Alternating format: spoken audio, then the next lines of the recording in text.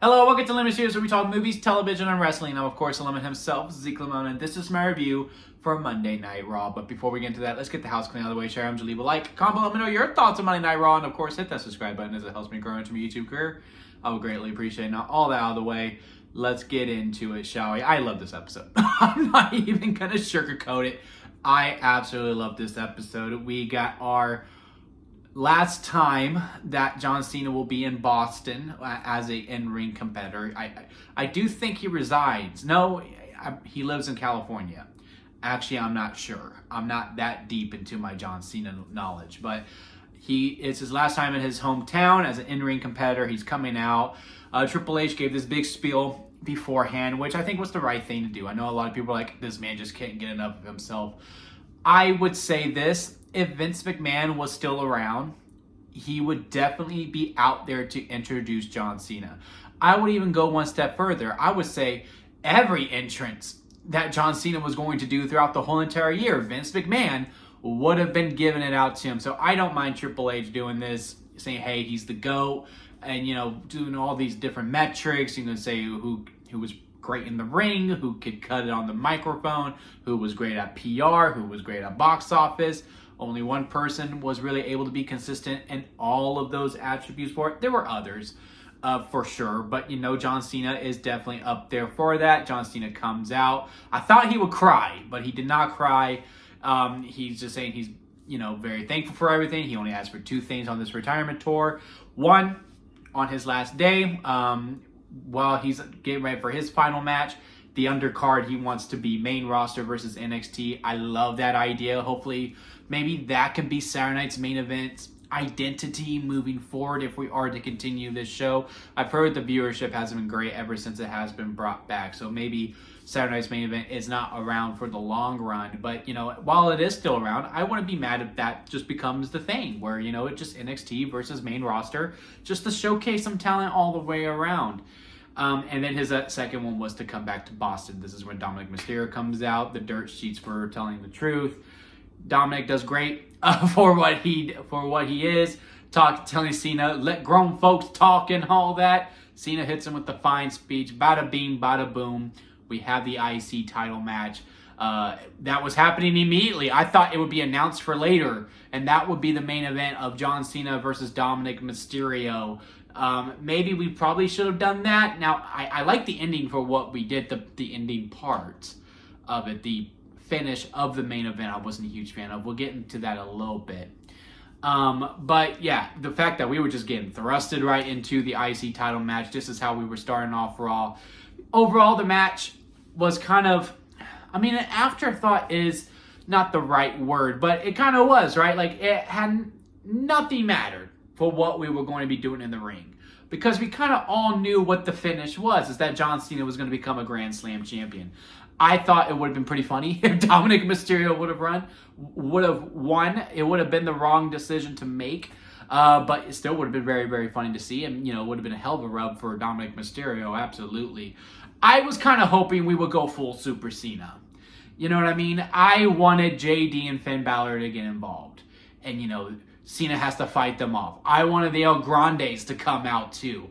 I wanted to be basically 6-on-1 at one point, and full-on Super Cena mode just overcomes the odds and still beats Dominic Mysterio 1, 2, 3. We didn't do that. It stayed 1-on-1 all the way through. I wonder how that's going to be playing in to next week. Again, WWE's doing really good at making these scenarios that are really interesting to see for the following week. Like, where was JD and Finn Balor? I really wanted to know, where were they? And why didn't they come out to help?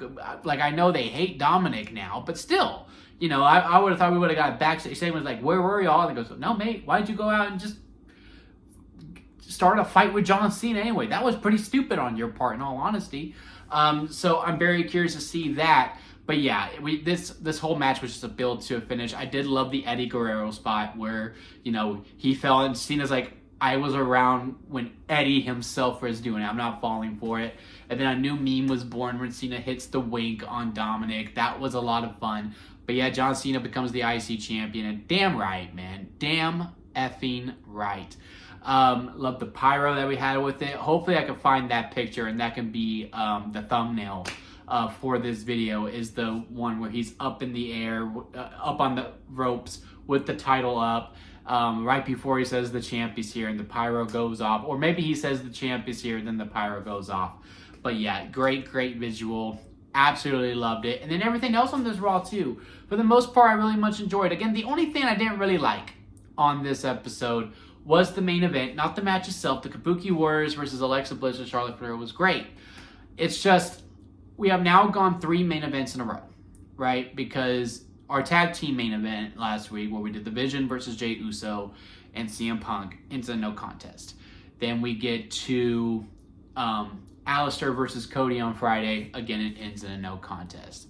This one, we had a 1, 2, 3, but Lash Legend and Nia Jax come into play in the meantime, and that distracts Alexa and Charlotte, and then that's how the Kabuki Warriors won.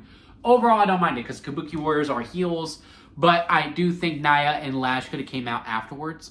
You know what I mean? Kabuki Warriors cheat to get the 1, 2, 3. Maybe you get the Mist involved, and that way, then the Kabuki Warriors win. Then here comes Nia Jax, Lash Legend, like, hey, let's jump them, and then we can still get to where we ended in the show, and that is with the worst plan ever of Io Sky coming out by herself, and then Rhea Ripley coming out to even out the odds. And then we got our female War Games match confirmed. Now we got 1 spot left each.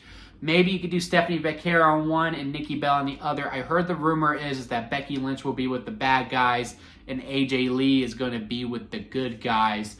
I guess since we are doing Maxine versus Becky in MSG next week, maybe that's where AJ Lee returns.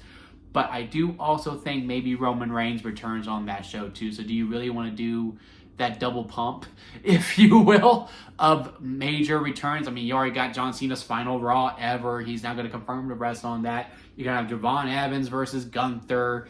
You're going to have a surprise entrant, most likely Matt Cardona on that show. And then, okay, now here's the return of AJ Lee. And now here's the return of Roman Reigns on top of that. It's a lot. It's like, that is like greatest show ever if executed right in the making, if all of that was to happen and then some, right? Because the Vision also has to get some bad guys to join their team as well. But yeah, what we did at the end of the match, great. What we were doing before the distraction finish, great. It was just a distraction. I wasn't the hugest fan of that. But yeah, looking forward to that women's War Games match. Really curious to see who will be the final participants on each of the women's teams. For that, it'll be a very good opener because we also get our men's War Games match confirmed. Rhea Ripley announced War Games for them, but for the men, William Regal just popped out and did a cameo.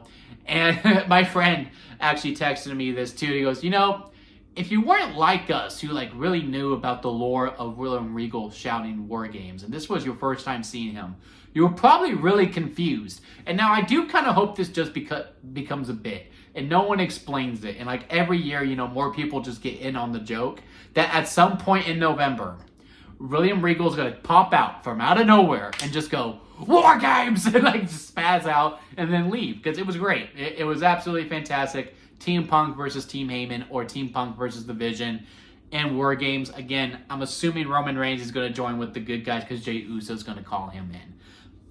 I'm also going to assume now that Cena does have the IC title, because I do think we're going to do Dominic versus Rey for the AAA Mega Championship at Survivor Series, which is going to be really, really cool for them. I mean, father versus son in their hometown, fighting for the richest prize in all of Lucha Libre in the San Diego Padres Stadium.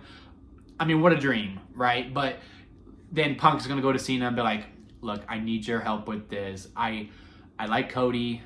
Jay is all right. I don't trust Roman.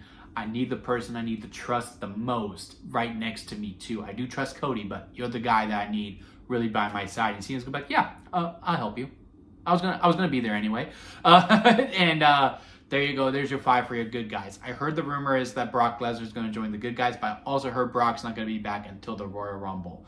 Either way, I mean, Brock being in War Games does intrigue me. I'm not going to lie to you. I mean, him be surrounded by one cage with 2 rings, I think there's a lot of fun that could be had within there as a competitor. As for the 5th guy, it just depends, is Drew available? Then I think Drew should be it. If not, then yeah, you give it to Aleister Black. And there we go. Now we have our things. If Roman is to not be in War Games, then, you know, obviously Damian Priest takes that spot.